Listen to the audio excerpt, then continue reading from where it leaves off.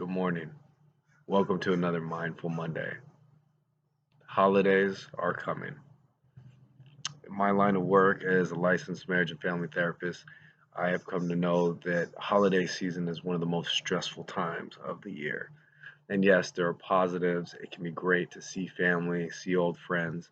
But during this time, as we're dealing with a different type of holiday season, it's more likely that there's going to be more stresses coming up. Maybe more judgment, shame, anger, frustration, uh, noticing that you can't do the things you actually enjoy doing about the holidays, but you're still stuck with all the emotional baggage.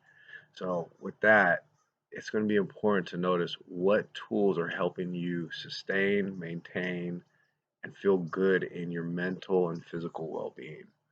And sometimes these can go unnoticed because we get in such a routine and we've started to formulate these really mindful habits in our daily lives, right? You're doing your yoga, you're doing your breathing exercises in the morning, you're journaling, you're reframing your thought patterns and how you perceive negative things that come into your life. That can get all pushed aside when you go back into your original family system. If you are going to meet with family, a lot of times we get put back into the old role that we would play when we are with our families.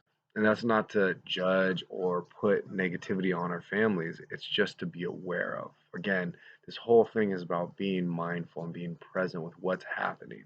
And so when you go back and visit family or do your Skype sessions, Zoom sessions with the family, notice what physiological pieces come up for you.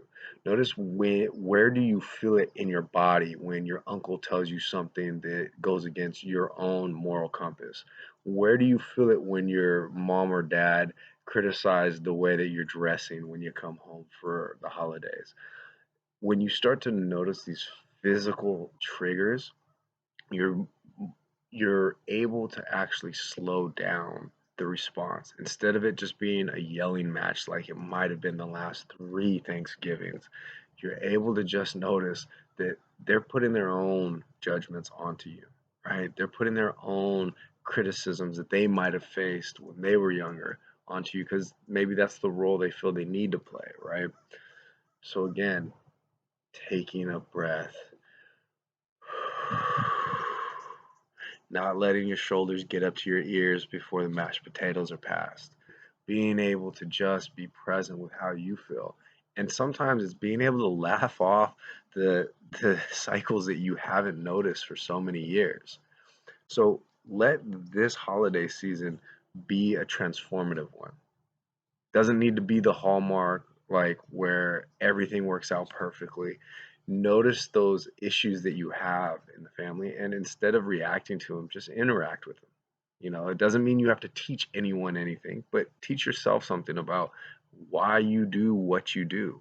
That is the study of psychology. And if you're interested in it, you can start with the family system because that is usually our first model of how to connect in relationships. So just take this as a challenge so you can keep the monotony of the old habits out of the way.